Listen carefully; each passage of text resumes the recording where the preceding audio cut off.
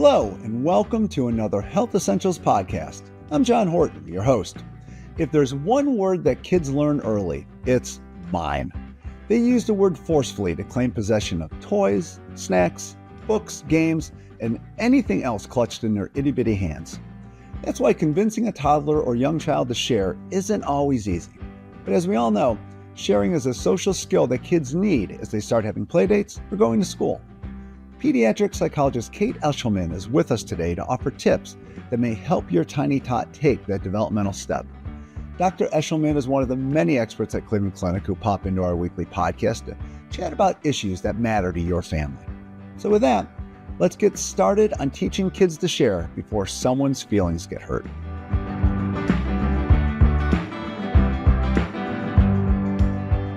Dr. Eshleman, thanks so much for stopping by to chat. It's great to have you back on the podcast. I'm happy to be here and share some time with you. Oh, I like what you did there. And I got to start with a funny story. So I happened to be with my grandkids when I started doing some background research for our chat. And there are two of them, and they had one cool little flying drone to play with. I think you know where things went from there. Sharing is a concept that's hard to develop, even for adults when we look at it. Well, so let's break down this whole sharing issue, starting with a basic question. Why do kids, and let's be honest, some adults, naturally struggle with the idea of it? Sure. And it really is a pretty controversial topic these days. But when we look at sharing, there's an age at which it becomes possible, right? So kids really earlier than about 3, probably don't have very strong feelings about something that they may decide that they don't wish to share it or not, right? But they also can't really wrap their heads around the concept of sharing and turn taking. But it's very hard. We all want what we want when we want it.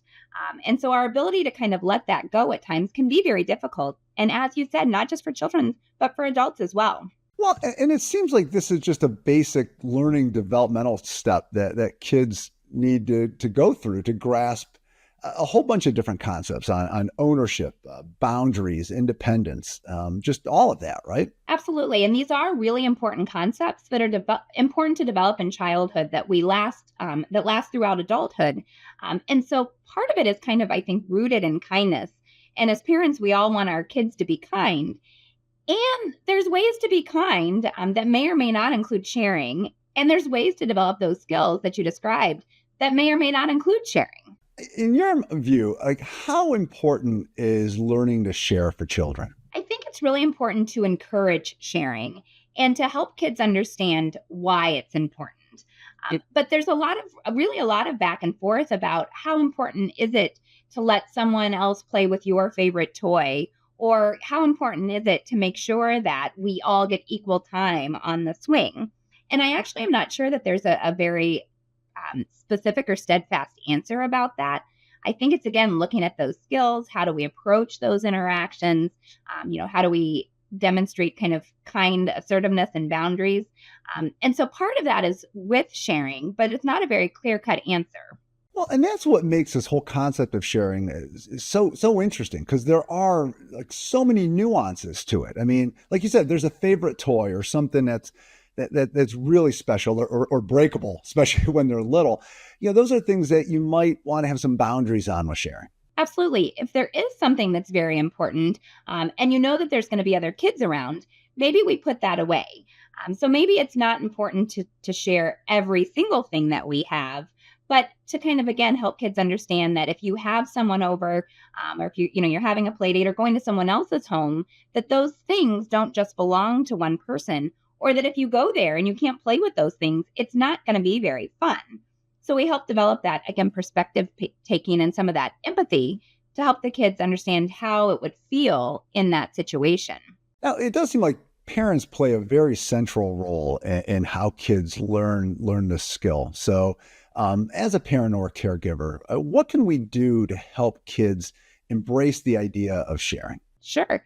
I think there's a couple of things, including modeling, right? So when we show our kids that we share with other people, and that could be, letting your child use your phone when asked, or, have a drink of your water. So modeling the behavior, and then also using what we call very like specific labeled praise. So when you catch a child doing good, if you see them sharing, you give them very specific positive feedback on that so that they know that that makes you happy.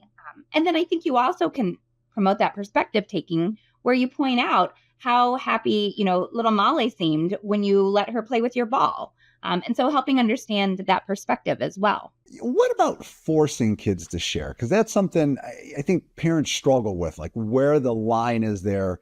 You want to encourage it, but you don't want to just demand it either. I think that's a really important part. And I think it's really shifted over time that this concept of really we did previously try and force kids to share. But I think just as you said, really focusing on more encouraging it, talking about the benefits, helping kids understand why it's important.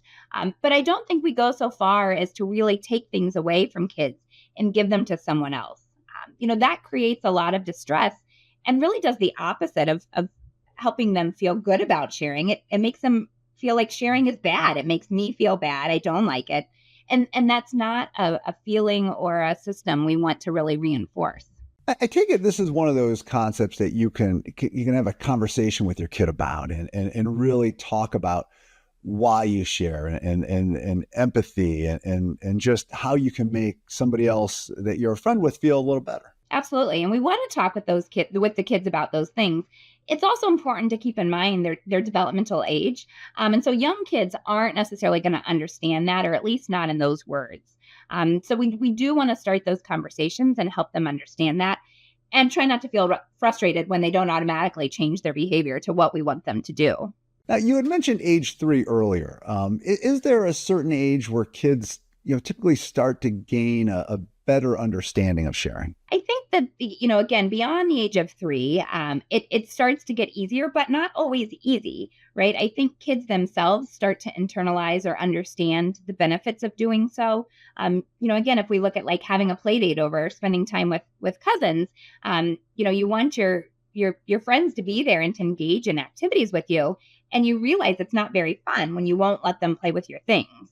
Right. I think also as kids get older, they tend to have more shared interest in activities and become more engaged in cooperative activities like shooting baskets or playing catch. It automatically involves using the same ball with other people. And so part of that develops as our interest in activities change over time. Now, when you have one of those situations where you have friends over or cousins over and that situation comes up where there's a sharing opportunity and maybe your child doesn't take it, when should you have that talk with them? I mean, kind of in the moment, a little bit afterward. How do you kind of approach that? At times it depends on the situation. I think in general, if an adult can stay out of it, that's better because then the kids are developing those problem solving skills and learning to collaborate and cooperate and figure it out themselves, which is really the goal. I think the time if you needed to intervene is if they start throwing punches or throwing the ball at each other. We want everyone to be safe. But in short of that situation, trying to stay out of it and then kind of circling back with the child later.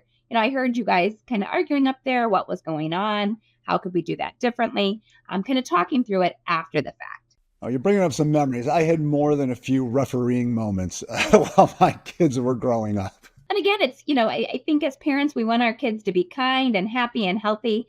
And sharing is part of that. But it is very hard to do. And I think, we look as we get older, how often really do you share your things, right?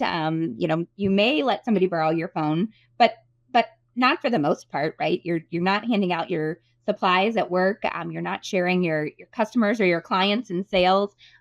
So it's a skill we want to focus on, but it's also important to remember that it's hard even for many adults. So if your kiddo really seems to struggle with this whole idea of sharing, what can you do to help them get past their hesitancy? I think part of it is practice. And so putting your child in situations in which sharing is expected, and I think maybe framing that and creating those situations. So for example, in our neighborhood, we have a park, Turtle Park, where all the toys are just donated from families. But when you go to a playground, all of that equipment is meant to be shared.